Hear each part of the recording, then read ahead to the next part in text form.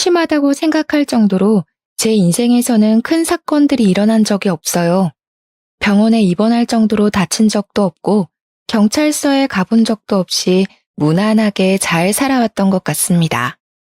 그런 저에게도 아주 폭풍처럼 휘몰아쳤던 엄청난 일이 닥치게 되었죠. 지금은 모두 정리가 되어 이렇게 이곳에 사연까지 남길 수 있을 정도로 마음이 많이 안정되었는데요.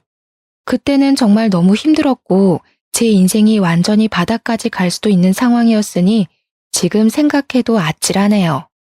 제 기막힌 이야기 한번 들어봐 주시겠어요? 저는 작은 회사를 다니다가 30 초반에 동네 번화가에 화장품 가게를 열게 되었어요. 정말 감사하게도 가게가 잘 되어서 지금까지도 같은 자리에서 계속 가게를 하고 있답니다. 10년이 넘은 시간 동안 한 자리에 있으니 친한 단골분들도 정말 많고 근처 상가에서 일하시는 분들과도 두루두루 친하죠. 작게 하는 거지만 이것도 사업이라고 신경 쓸 것도 많고 해야 할 것도 참 많답니다. 그래서 저는 항상 밤늦게까지 문을 열어두고 일을 하곤 했어요. 직장에 다니는 친구들과는 시간도 잘 안 맞아서 점점 만나는 횟수도 줄어들고 주변 상가의 친한 지인들과 수다 떠는 낙으로 하루를 보내곤 했죠. 그래서 연애도 거의 해보지 못한 채 벌써 나이가 40이 넘었더라고요. 부모님도 계속 결혼을 얘기하시고 친구들의 아이들이 벌써 초등학교에 들어가는 걸 보면서 왠지 초조해지기도 했답니다. 하루는 같은 상가에서 남성복 가게를 하는 친한 지인이 은근슬쩍 말을 꺼내더라고요. 언니는 연애할 생각 없어? 우리 가게에 종종 오는 단골이 있는데 사람이 괜찮아 보이더라. 내가 물어보니까 언니보다 3살 어린데 싱글이래. 나이가 40인데 아직도 혼자면 어디 문제 있는 거 아니야? 그럼 언니는 뭐 문제 있어? 요즘은 다 늦게 하잖아. 그냥 편하게 한번 만나봐. 그렇게 소개팅을 하게 됐는데 나이에 비해서 젊고 옷도 깔끔하게 입은 모습에 호감이 느껴졌죠. 그동안 연애를 많이 해봤는지 농담도 하고 편하게 분위기를 이끌어주더라고요. 중소기업에 다닌다고 하는데 6시면 칼퇴근을 한다면서 일이 끝나면 간식거리를 사서 가게로 찾아오기도 하고요. 자연스럽게 주말엔 같이 밥도 먹고 데이트를 하게 되었네요. 그러다 보니 어느새 사귀는 사이가 되어 있더라고요. 워낙 남자친구 쪽에서 리드를 잘해줘서 그런지 모든 게 물 흐르듯이 진행이 된 것 같아요. 제가 아무래도 장사를 오래 해서 여성스러운 성격은 아니거든요. 좀 괄괄한 면이 있는데 남자친구가 워낙 다정하게 대해줘서 싸움이 일어나지 않더라고요. 저보다 나이는 어리고 연봉도 저와 비교도 안 되게 낮지만 이 남자와 결혼해도 친구처럼 잘 살 수 있을 것 같은 느낌이 들더라고요. 그렇게 프로포즈를 받고 결혼까지 하게 되었는데요. 그런데 남편에게는 다른 가정사가 있었어요. 내가 사실은 초등학생 때 부모님이 다 돌아가셨어. 그래서 계속 친할머니랑 살았고 얼마 전에 할머니도 돌아가셨고 왕래하는 친척도 없어. 사실 아주 외롭게 자랐지. 그래서 말인데 결혼식에 내 하객은 별로 없을 것 같아. 그 점이 좀 걱정이네. 그랬구나. 살아온 얘기 들으니 너무 마음이 찡하네. 그동안 외로웠던 만큼 내가 가족이 되어줄게. 결혼식은 그냥 간단하게 하자. 우리 가족이랑 자기 친구 몇 명만 초대해서 스몰 웨딩하면 되지. 난 괜찮아. 친정 부모님은 무슨 재혼도 아니고 결혼식을 그렇게 번갯불에 콩 볶아 먹듯이 하냐고 언짢아 하셨죠. 남편은 모아둔 돈도 없어서 제가 사는 아파트에 들어와서 살게 되었거든요. 저는 남편이 저보다 어리고 제가 금전적으로는 더 나으니까 상관없다고 생각했어요. 젊으니까 둘이 열심히 벌면 금방 일어날 수 있을 거라고 생각했고요. 부모님도 남편이 마음에 딱히 들진 않았지만 제가 나이가 좀 있다 보니 결혼하는 것만으로도 만족스러우셔서 허락을 해주신 것 같아요. 그렇게 제 명의의 아파트에서 신혼살림을 시작하게 되었답니다. 첫 6개월 동안은 여느 신혼부부처럼 아주 달달하게 지냈답니다. 이래서 사람들이 결혼하는구나 싶을 정도로 남편도 다정하게 잘 대해줘서 저에게도 드디어 행복이 찾아왔나 싶었죠. 어느 날 옆집이 시끄럽길래 나가보니까 이사를 오고 있더라고요.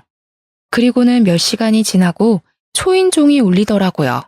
문을 열어보니 젊은 여자가 4~5살 정도 돼 보이는 남자아이와 함께 서 있더라고요.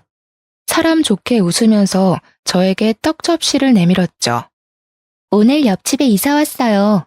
앞으로 잘 부탁드린다고 떡을 좀 가져왔어요. 상훈아, 인사해야지. 반가워요. 아주 귀엽게 생겼네. 몇 살이야?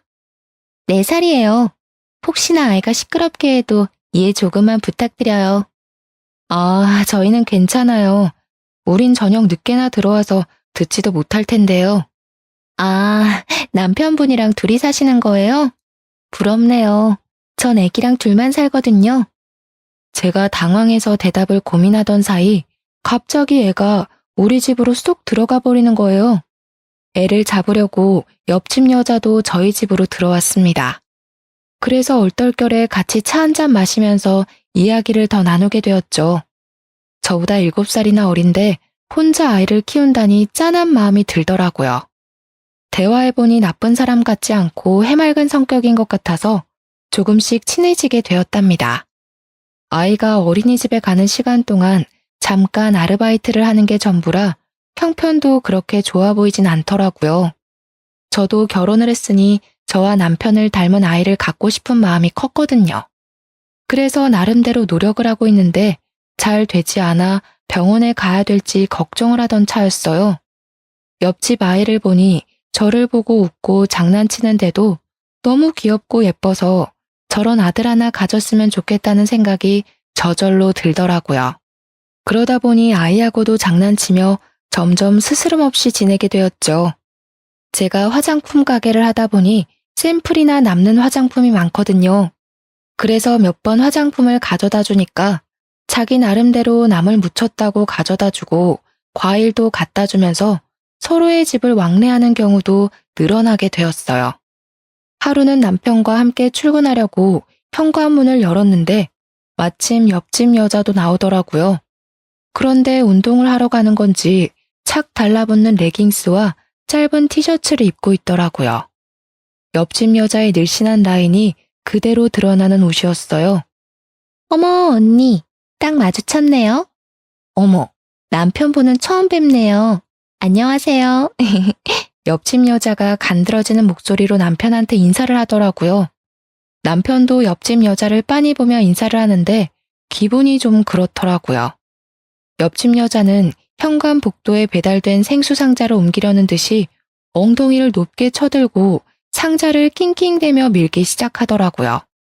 어찌나 자세가 민망한지 엉덩이를 한 대 쳐버리고 싶은 충동까지 일더라고요. 남편이 힐끔대길래 얼른 엘리베이터 쪽으로 등을 빨리 떠밀어 버렸답니다. 저는 사실 좀 살집이 있는 편이거든요. 나이가 있어서 그런지 날씬한 여자를 보면 좀 부럽긴 하더라고요. 그래도 그렇지 아침부터 그렇게 딱 붙는 옷을 입는 건 좀 아니지 않나요? 하루는 남편이 야근이라면서 밤늦게 온다고 하더라고요. 혼자 저녁 먹을 생각을 하고 있는데 초인종이 울렸어요. 어머 언니, 오늘 내가 요리를 아주 기가 막히게 했는데 내가 손이 아주 커서 양을 너무 많이 한 거 있죠? 바로 우리 언니 생각나더라고. 괜찮으면 우리 집에 와서 같이 저녁 먹어요. 그래서 같이 옆집에 갔는데 주방에 처음 보는 남자가 앉아 있어서 좀 당황했어요. 언니는 처음 보겠다. 우리 사촌 오빠예요. 저 혼자 산다고 자주 도와주러 오거든요. 오늘도 형광등 갈아준다고 왔네요. 오빠가 사람이 진짜 괜찮은데 아직도 여자친구가 없어서 큰일이야. 저는 사촌 오빠라는 남자와 어색하게 인사를 나눴어요. 좀 불편해서 그냥 집에 가고 싶었지만 예의가 아닌 것 같아서 그냥 식탁에 가서 앉았죠. 차려진 걸 보니 식사보다는 안주에 가까운 메뉴가 많더라고요. 역시나 옆집 여자가 술을 들고 왔어요. 마침 우리 아이도 오늘 친정집에 가서 자게 됐거든요. 그래서 오랜만에 사촌 오빠랑 회포 좀 풀려고 그랬는데 언니도 와서 딱 좋네요. 그런데 오빠분 불편하실 것 같은데 그냥 두 분이서 편하게 드세요. 그냥 난 집에 갈게. 아닙니다. 이경준이라고 편하게 불러주십시오. 이렇게 아름다운 분과 함께 있으니까 전 더 좋은데요. 같이 한잔 하시죠. 사촌 오빠랑 언니랑 아마 동갑일걸요? 둘이 편하게 친구하면 되겠네. 전 평소에 술이 약한 편이라 여러모로 이 자리가 불편했어요. 그래서 안주만 조금씩 깨작대고 있는데 사촌 오빠라는 사람이 자꾸 저에게 술을 권하더라고요. 어쩔 수 없이 조금씩 홀짝홀짝 마셨죠. 조금 먹었는데도 취했는지 살짝 어지러운 기분이 들었답니다. 옆집 여자와 남자는 신나게 수다 떨면서 분위기를 띄우더라고요. 남자도 화장실에 다녀온다 뭐 한다 하면서 일어섰다가 다시 앉았는데 제 팔꿈치가 닿을 정도로 제 옆에 너무 가깝게 앉더라고요. 옆집 여자는 어디 갔는지 보이질 않고 남자와 저만 남아있게 되었어요. 제가 처음 본 순간부터 얘기했지만 정말 아름다우십니다. 그러면서 남자가 제 손목을 슬쩍 잡는 게 아니겠어요? 저는 너무 놀라서 벌떡 일어났습니다. 지금 뭐 하시는 거예요? 저 유부녀예요. 동생한테 못 들으셨어요? 저는 기분이 너무 불쾌해져서 집으로 와버렸어요. 그 일이 있은 후에는 일부러 옆집이 나가는 소리가 들리면 한참 후에 나가는 식으로 옆집 여자를 좀 피하려고 했답니다. 그렇게 시간이 꽤 흘렀을 때였는데요. 저녁밥을 하고 있는데 초인종이 울렸어요. 직감적으로 옆집 여자라는 생각이 들어서 문을 안 열려고 했는데 글쎄 남편이 이미 열었더라고요. 어쩔 수 없이 현관으로 나가보니 옆집 여자가 끈 나시티 하나에다 짧은 반바지만 입고 서 있는 거 있죠? 언니, 요즘 많이 바쁜가 봐요. 통 얼굴을 못 보네요. 우리 아들이 먹고 싶다고 해서 김밥 좀 많이 했거든요. 좀 드셔보세요. 아이고, 나가서 사 먹는 김밥처럼 정말 잘 싸셨네요. 정말 잘 먹겠습니다. 잠깐 들어오실래요? 이제 밥 먹어야 되는데 들어오긴. 밥을 벌써 다 해서 김밥은 내일 아침에 먹으면 되겠네. 암튼 고마워. 잘 가. 저는 옆집 여자를 서둘러 보내버리고 남편도 얼른 식탁에 앉으라고 큰 소리를 냈죠. 남편이 마지못해 와서 밥을 먹더라고요. 당신보다 나이가 한참 어려서 그런가? 애엄마인데도 엄청 몸매가 좋으시네. 누가 보면 당신이 애엄마인 줄 알겠어. 나이가 어린 건 어떻게 알아? 내가 말도 안 해줬는데. 아, 딱 보면 몰라? 훨씬 어려 보이는구만. 당신도 관리 좀 해. 맨날 가게에서 앉아만 있으니까 뱃살이 더 나오잖아. 좀 그만 좀 먹고. 나이 많아서 살도 안 빠지는 거 몰라? 가뜩이나 몸매가 훤히 드러나는 옷만 입는 옆집 여자도 거슬리는데 남편이 자꾸 옆집 여자와 저를 비교하니까 화가 솟구쳤습니다. 그 후로도 옆집 여자가 몇 번을 망치를 빌리러 온다거나 뭘 물어본다거나 한다면서 자꾸 밤에 찾아오더라고요.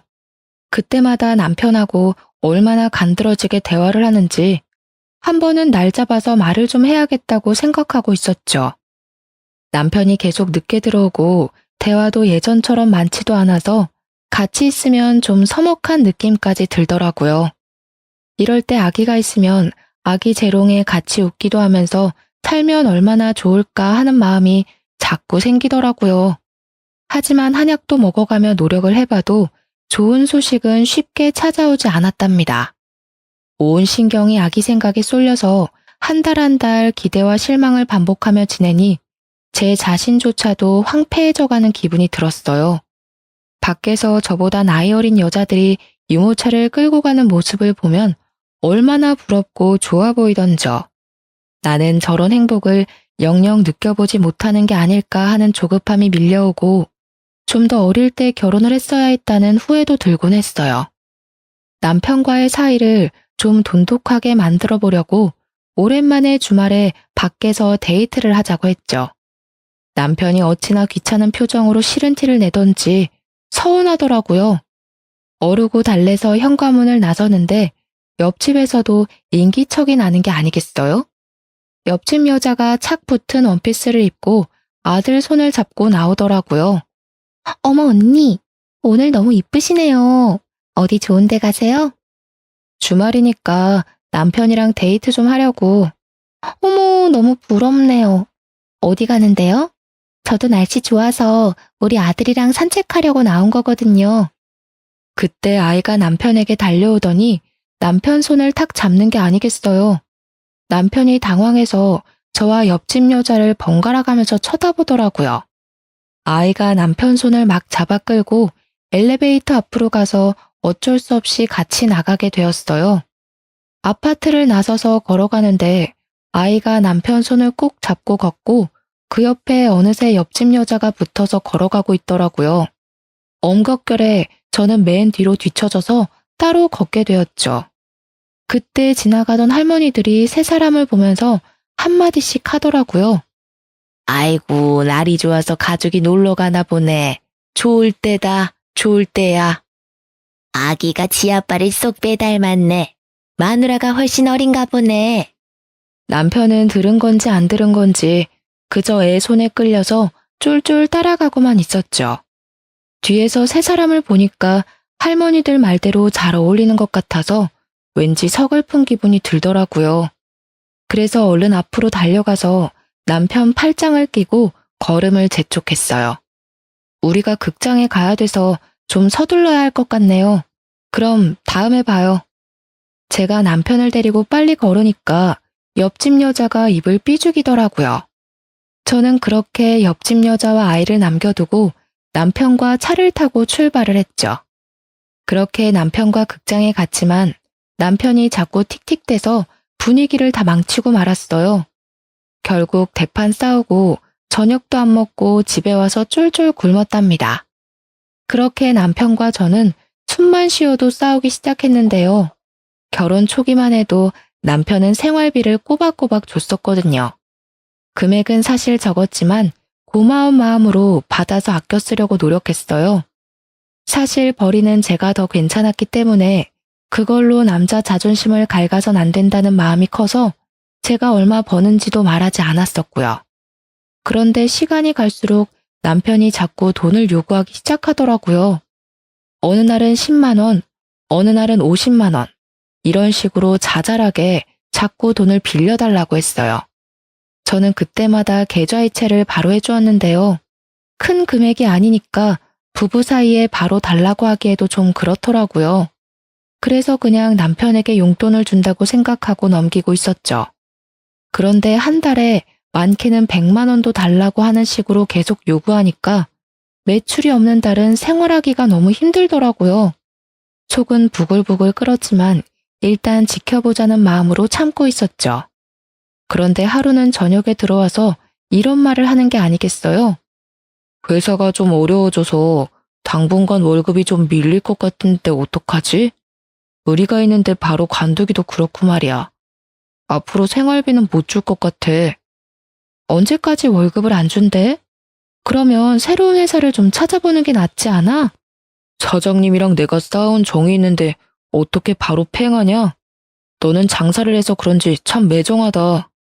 너 돈 잘 벌잖아. 월 수입이 얼만지 말 좀 해봐. 나도 많이 못 벌어.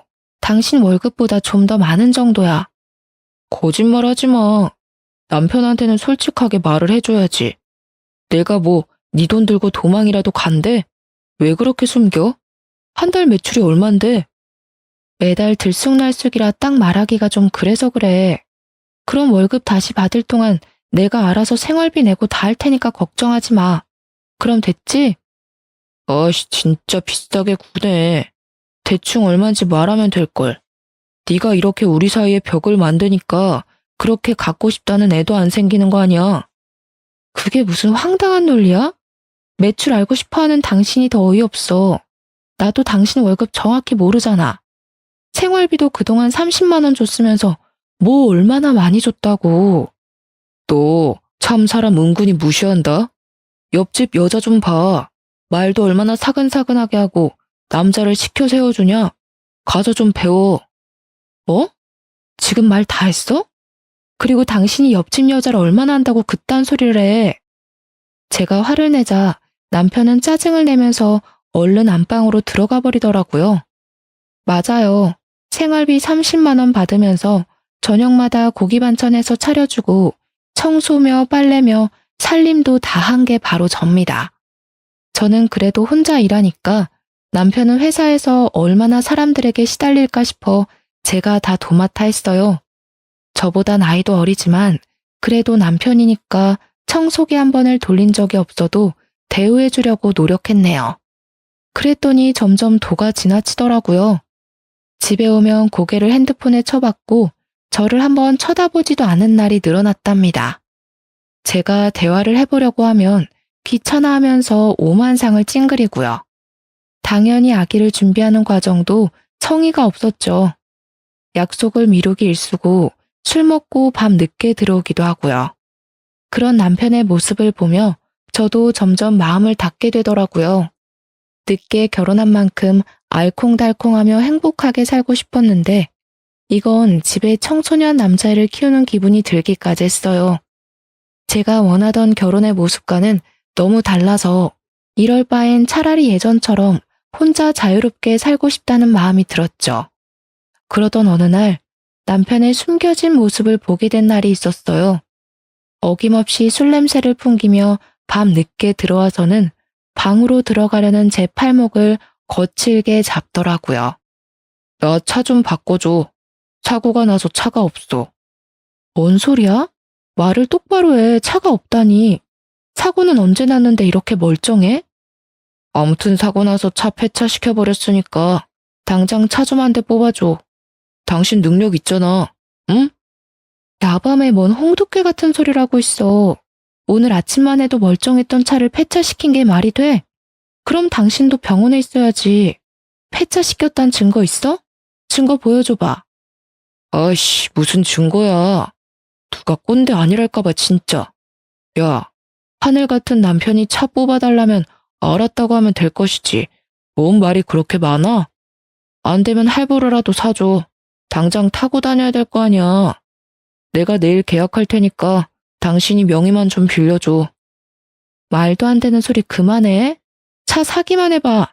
당장 급하면 내 차 타고 다녀. 그럼 되잖아. 어이씨, 진짜 더럽게 말 안 통하네.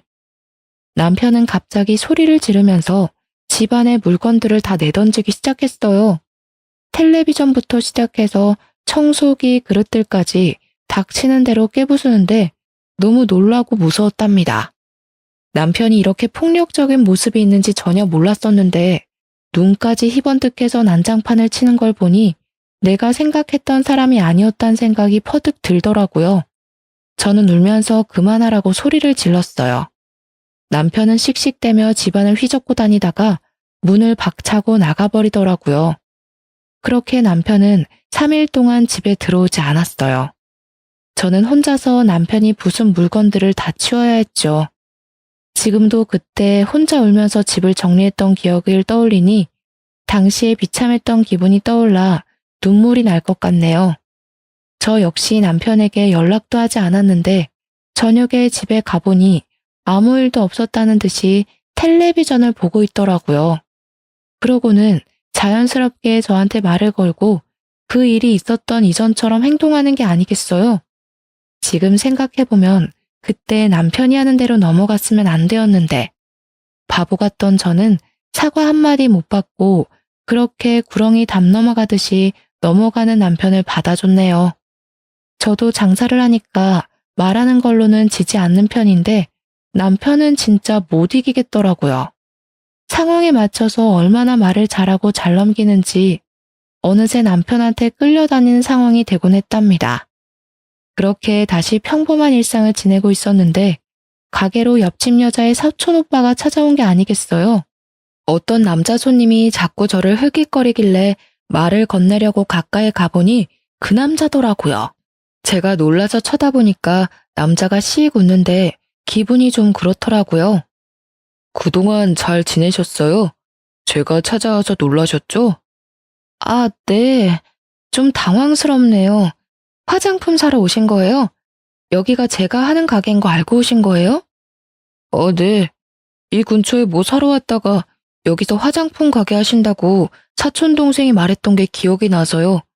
혹시나 들어와 봤는데 딱 여기 계셔서 저도 놀랐습니다. 점심 안 드셨으면 같이 드실래요? 저 혼자 먹으려던 참이거든요. 아, 먹을 시간이긴 한데 전 보통 배달시켜서 간단하게 먹어요. 그러지 마시고 나가시죠. 제가 아주 맛있는 거 사드릴게요. 오늘 날씨가 아주 좋아요. 바람도 쐬고 좋잖아요. 자자, 얼른요. 저도 좀 마음이 답답했었는데 산책하면 좋겠다 싶어 그냥 따라 나섰어요. 근처에 맛있는 식당을 안다면서 저를 이끌더라고요. 그래서 20분 정도를 천천히 걸어가며 얘기를 나눴죠. 주로 남자가 질문하고 저는 짧게 대답만 하는 식이었답니다. 저번에 일이 좀 걸리긴 했지만 옆집 여자에 대해 좀 알고 싶기도 해서 남자를 따라 나선 것도 있었고요. 은근슬쩍 옆집 여자에 대해서 물어봤는데요. 옆집 여자에 대해 얘기해 준 거라곤 혼인신고한 적 없이 아이 아빠와 살다 헤어져서 아이를 키우며 혼자 산다는 이야기였어요. 대부분 이미 알고 있던 거라서 딱히 놀랍지도 않았고 중요한 얘기는 해주질 않아서 좀 김이 빠졌죠. 그날 저녁에 집에 들어갔는데 남편이 옆집 아이와 함께 놀고 있는 게 아니겠어요? 둘이 아이가 가져온 로봇을 가지고 신나게 장난을 치고 있었는데 남편이 그렇게 아이와 잘 놀아주는지 처음 알았네요. 당신 어떻게 된 거야? 이렇게 늦은 저녁에 왜 옆집 애가 여기 있어? 갑자기 급한 일이 생겼다고 잠깐만 맡아달라고 부탁을 하더라고. 그래서 몇 시간만 봐주기로 했어. 이웃지간에 그 정도는 도울 수 있잖아. 그래, 뭐. 근데 당신이 이렇게 애랑 잘 놀아주는지 몰랐네? 뭘 잘 봐. 그냥 같이 좀 놀아만 주는 거지. 아, 시끄러. 얼른 저녁이나 해. 애도 밥은 먹여서 보내야 할 거 아니야. 옆집 여자가 밉상이어도 애가 무슨 잘못이 있겠나 싶어 아이가 잘 먹을 만한 반찬으로 저녁을 준비하기 시작했어요. 어느새 남편과 아이는 안방에 들어가서 뭘 하는지 깔깔 웃는 소리가 거실까지 들리더라고요. 저는 밥 먹으라는 소리를 하려고 안방 문을 살짝 열었는데 아이가 남편에게 아빠라고 말하는 걸 똑똑히 듣고 말았습니다. 한 번이면 모르겠는데 2번이나 들어서 너무 놀라 문을 활짝 열었죠. 지금 얘가 아빠라고 하지 않았어? 분명히 들었는데? 뭔 소리야, 그런 적 없는데. 잘못 들었겠지. 내가 2번이나 분명히 들었어. 아빠 이거 해줘. 이랬잖아. 당신은 못 들었어? 그랬나? 들은 것 같기도 하고. 아, 애가 말한 걸 뭘 그렇게 신경을 써. 배고파. 저녁 다 됐어? 남편은 또 어물쩍 넘어가더라고요. 남편과 아이가 밥 먹는 모습을 보는데 기분이 굉장히 꺼린축해서 목으로 밥이 잘 안 넘어갈 정도였답니다. 밤 10시가 되도록 옆집 여자는 오지 않았고 아이는 남편의 무릎을 베고 아주 편하게 잠이 들어 있더라고요. 가뜩이나 아기를 갖고 싶은 마음이 큰데 남편이 다른 집 애를 저렇게 자기 자식 마냥 재우고 있는 걸 보니 여러 가지 감정이 스쳐가더라고요. 그때 마침 옆집 여자가 아이를 데리러 왔답니다. 어머 언니, 너무 미안해요. 언니한테도 말을 했어야 하는데 아까 너무 급한 일이 있어서 남편분께 아이를 좀 맡겼네요. 뭐 그럴 순 있는데 앞으로는 좀 조심해줘. 주변의 지인이나 가족한테 먼저 물어보는 게 순서 아니겠어? 근데 내가 좀 이상한 게 있는데 아까 아이가 우리 남편한테 아빠라고 부르더라고. 아, 그래요? 아, 사실은 우리 아들이 아빠를 본 지가 오래돼서 그런지 어른 남자만 보면 아빠라고 부르곤 하더라고요. 심지어 우리 사촌 오빠한테도 아빠라고 한다니까요. 어머, 언니 놀라셨겠다. 옆집 여자는 호들갑을 떨면서 아이를 데리고 가버렸어요. 남편은 저한테 인정도 없다느니 하면서 궁시렁대더라고요. 얼마 지나지 않아 남편은 회사에 일이 없다면서 아예 나가지도 않았는데요. 매일 집에서 핸드폰이나 보고 게임만 하는 날이 늘어만 갔죠. 그 와중에 보이스피싱을 당했다면서 1,000만 원을 빌려달라고 하질 않나 용돈을 달라고까지 해서 저는 혼자 살 때보다 훨씬 많은 지출을 감당해야 했어요. 돈을 안 주면 저한테 욕을 하거나 화를 내는 날도 많아져서 저는 지칠 대로 지친 상태였죠. 그렇다고 대출을 받을 순 없으니 저는 더욱 아껴서 생활해야만 했어요. 심지어 가게에서 배달시켜 먹는 밥값도 아까워서 집에서 도시락까지 싸서 다니기까지 했죠. 그런 제 사정은 아는지 모르는지 남편은 비싼 구두나 옷도 사들고 오기도 하고 우연히 핸드폰으로 온 카드 명세서를 봤는데 몇백만 원 단위인 거예요. 저는 머리끝까지 화가 나서 이성을 잃었답니다. 돈도 안 벌면서 카드값이 이게 말이 돼? 당신 미쳤어? 요즘 나도 장사 안 돼서 대출까지 받을 판이야. 대출도 다 재산이야. 받을 수 있으면 좀 받아와. 이왕이면 이 집 담보로 좀 넉넉하게 받는 게 어때? 뭐? 무슨 말도 안 되는 소리야. 당신 돈이 어디서 나서 이렇게 카드를 팍팍 긁어? 이 옷은 또 뭐고? 난 티쪼가리 하나도 못 사 입는데 이거 엄청 비싼 거 아니야? 잔소리 좀 그만해. 맨날 바가지를 긁어대니까 난 네 얼굴만 봐도 지긋지긋해. 이래서 남자가 길을 펴겠어? 그렇게 남편은 또 집을 나가버렸고 이제는 대놓고 외박을 하더라고요. 저도 남편에게 조금의 미련도 남아있지 않아서 들어오던 말던 신경도 쓰지 않았죠. 그러던 어느 날 남편이 제 얼굴에 사진 몇 장을 휙 던지는 게 아니겠어요. 어이가 없어서 사진들을 살펴봤는데 사진 속에는 저와 옆집 여자의 사촌오빠가 나란히 걷고 있는 모습이 담겨 있었어요. 저는 황당한 얼굴로 남편을 바라봤죠. 너 바람났냐? 어떤 놈이야? 어떤 놈이길래 대낮부터 이딴 데를 드나들어? 도대체 무슨 소리야? 그냥 걷는 사진인데 무슨 말도 안 되는 소린데. 그리고 이 남자, 옆집 여자 사촌오빠야. 야, 사진 똑바로 봐. 뒤에 찍혀있는 장소를 보라고. 이렇게 증거가 있는데 발뺌이야? 너 당장 이혼이야. 참나 어이가 없어서. 간판 코딱지만하게 보이는 걸 갖고 우기는 거야? 이딴 걸 지금 증거라고 들이미는 거야? 다른 남자랑 같이 있는 사진이 찍혔는데 뭔 말이 많아. 네가 바람핀 거고 네가 유책 배우자야. 네가 날 배신했고 난 절대 안 봐줄 거니까 변호사나 준비해. 이거 말고도 다른 증거 차고 넘쳐. 이 남자 옆집 여자 사촌 오빠라니까. 내가 옆집 여자 불러올게. 물어보면 되잖아. 저는 옆집 여자에게 연락해서 집으로 좀 와달라고 했죠. 바로 초인종이 울리고 옆집 여자가 실실 웃으면서 집 안으로 들어오더라고요. 옆집 여자가 바닥에 떨어진 사진 한 장을 집어들고 한참 바라봤어요. 어머 언니, 이 사진은 뭐예요?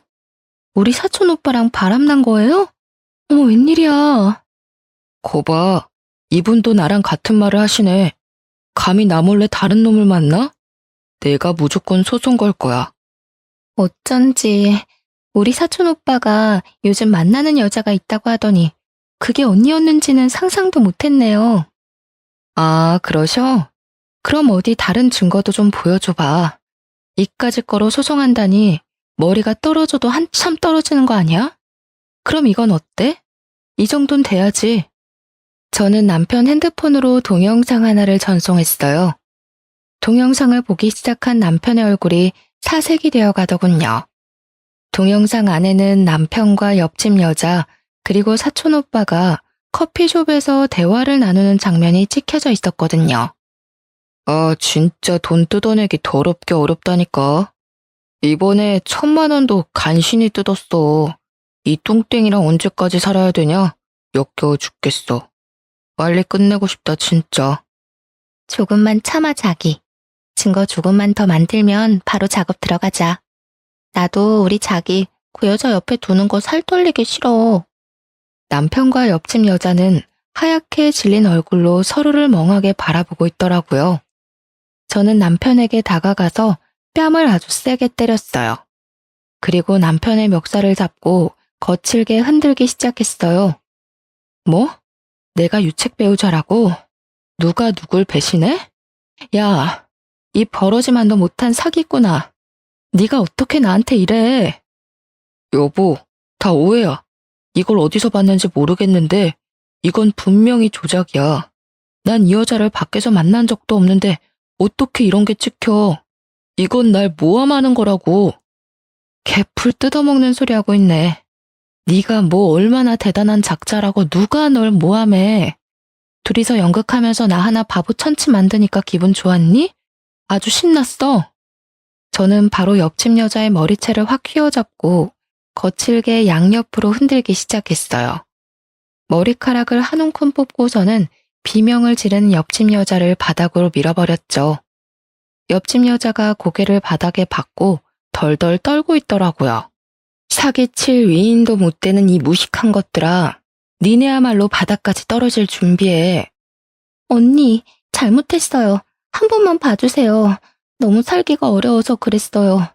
우리 어린 아들을 봐서라도 한 번만 봐주세요. 네? 웃기고 있네. 네 그 애틋한 아들 오늘부로 못 볼 테니까 가거나 해도. 남의 눈에서 눈물 나게 하면 네 눈에선 피눈물 나는 법이라는 걸 확실히 알게 해줄게. 저는 옆집 여자에 대해서 여러모로 이상하다는 걸 느끼고 있었는데 사촌 오빠라는 남자와 밥을 한번 먹은 뒤로 그 남자가 뭘 숨기고 있다는 인상을 강하게 받았답니다. 마침 같은 건물에 흥신소가 있었는데 오며 가며 인사를 했던 기억이 있어서 한번 속는 셈 치고 찾아가 보게 되었어요. 사촌 오빠라는 남자에 대한 정보를 좀 찾아달라고 했더니 이틀도 안 돼서 알려주었는데요. 결과가 아주 놀랍더라고요. 그 남자는 옆집 여자와 친척 사이는 당연히 아니었고 사기 전과도 있는 사람이었어요. 저는 바로 남자에게 연락해서 한번 만나자고 했는데 아주 반기면서 바로 약속을 잡더라고요. 커피숍에서 마주한 남자는 아주 사람 좋은 웃음을 지으며 저를 은근한 눈빛으로 바라보는 게 아니겠어요. 그쪽이 누군지 다 알고 왔으니까 솔직하게 다 털어놓는 게 좋을 거예요. 그럼 그쪽은 형은 면하게 해줄 테니까. 지금이 마지막 기회예요. 또 감옥 가고 싶진 않잖아요? 제 말을 들은 남자의 표정이 순식간에 변했어요. 정색을 하고 말을 하는데 완전히 다른 사람 같았답니다. 그 두 사람이 다 짠 거고 저는 아는 게 없어요.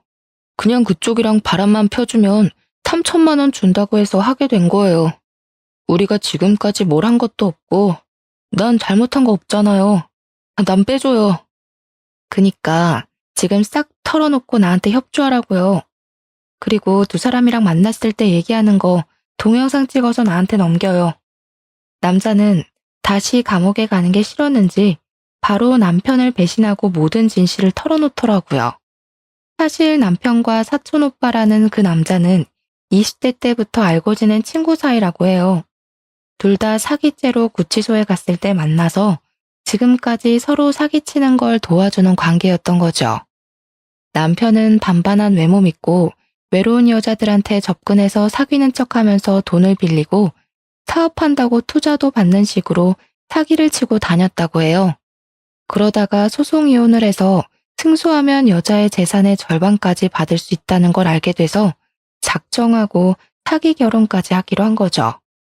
돈을 잘 벌고 재산도 좀 있는 여자들을 찾아다니다가 우연히 옆 가게에서 장사하는 지인에게 제 이야기를 듣게 된 거고요. 그렇게 제가 남편의 첫 사기 결혼 상대가 된 것이었어요. 더 기막힌 건 옆집 여자는 남편과 오래 사귀고 사실혼 관계였다는 거죠. 그 아이도 당연히 남편의 아이였고요. 남편은 저와 결혼하고 혼인신고까지 하는 것을 성공한 뒤에 옆집으로 그 여자와 아이를 불러들이고 제가 사촌 오빠랑 바람이 나도록 만들려고 한 거였죠. 믿을 수 없는 현실 앞에서 앞으로 닥칠 일이 너무나 무서워 몸서리가 쳐졌답니다. 경찰서 한번 가보지 않고 살았던 제 인생에 이런 믿을 수 없는 사건이 벌어지다니 부모님 볼 면목도 없고 미치겠더라고요. 그동안 오래 장사하면서 좋은 사람인지 나쁜 사람인지 딱 알아볼 수 있다고 말하고 다니곤 했던 제 자신이 얼마나 창피했는지 몰라요. 남편에게 배신당한 것도 당한 거지만 도대체 어떻게 해결을 해야 하는지 깜깜하더라고요. 모든 진실을 알고 난 뒤에 혼자 가슴을 쳐가며 몇 날 며칠을 목 놓아 울었답니다. 무릎 꿇고 잘못했다면서 저를 회유하려는 남편을 차가운 눈빛으로 째려보았어요. 그동안 이 뱀 같은 남자의 새치허에 얼마나 농락을 당했는지요. 그래도 남편이라고 영양제까지 매일 갖다 바치면서 내조하려고 했던 제 자신이 불쌍하고 또 불쌍했어요. 여보, 잘못했어. 내가 머리가 어떻게 됐나 봐. 한 번만 용서해주면 이제 당신만 바라보면서 살게. 우리 이쁜 아기도 낳아서 오손도손 잘 살아봐야지. 아기 같은 소리 하네. 네 친구가 그러더라. 너 정관 수술했다며. 난 그것도 모르고 하루하루를 테스트기에 가며 가슴 졸이고 살았는데 그런 나를 보면서 얼마나 웃겼겠어? 뭐? 오빠, 이 여자 말이 진짜야? 언제 수술했어? 우리 둘째 같자는 말은 다 거짓이었어? 나 둘째 갖고 싶다고 했잖아. 아, 시끄러워. 지금 상황 파악 안 돼? 지금 그딴 말을 왜 하는데? 아주 너네는 천생연분이다. 둘이 감옥 가서 천년만년 잘 살아봐. 지금 도망치려고 해도 소용없어. 이미 밖에 경찰차 다 와 있거든. 때마침 제 신고를 받고 온 경찰이 집 안으로 들어왔어요. 경찰을 본 두 사람이 아연실색하는 꼴이 얼마나 가짠턴죠. 여보, 한 번만 봐줘. 무슨 집안일로 경찰까지 부르고 그래. 여보, 제발. 남편과 옆집 여자는 경찰들한테 질질 끌려서 차에 태워졌답니다. 끝까지 안 가려고 바닥을 기면서 버티는데 아주 못 봐주겠더라고요. 그 후로 두 사람은 사기죄로 나란히 감옥에 들어가게 되었어요. 사촌 오빠라는 남자도 당연히 경찰 조사 끝에 형이 인정되어 구치소에 수감되었고요. 저는 감옥에 있는 남편과 이혼 소송을 진행했고 적지만 위자료도 챙길 수 있었죠. 옆집 여자 상대로 상간녀 소송도 바로 진행해서 옆집에 새들면서 냈던 보증금을 위자료로 모두 받아낼 수 있었답니다. 그게 그 여자의 전 재산이었거든요. 저는 그 이후로 충격이 너무 커서 가게를 좀 쉬었다가 최근에서야 다시 일을 시작했답니다. 이제는 많이 괜찮아져서 이렇게 사연도 보낼 수 있게 되었죠. 따지고 보면 제가 잘못한 건 전혀 없는데 왜 제 인생을 슬픔과 후회로 낭비하고 살아야 하나 생각이 들더라고요. 그래서 툭툭 털어내고 후련하게 저의 인생을 씩씩하게 살아내기로 다짐했어요. 딱히 나쁜 일을 저지르지 않고 평범하게 살았었는데 사기꾼과 결혼을 했었다니 얼마나 기막힌 노릇인지 몰라요. 그 뒤로는 사람을 만날 때 더욱 조심하게 되더라고요. 제 기막힌 사연 들어보시니 어떠셨나요? 여러분도 사람을 만날 때 어떤 사람인지 잘 따져보시고 만남을 이어가시면 좋을 것 같아요. 제 이야기 들어주셔서 감사합니다. 모두 행복하세요.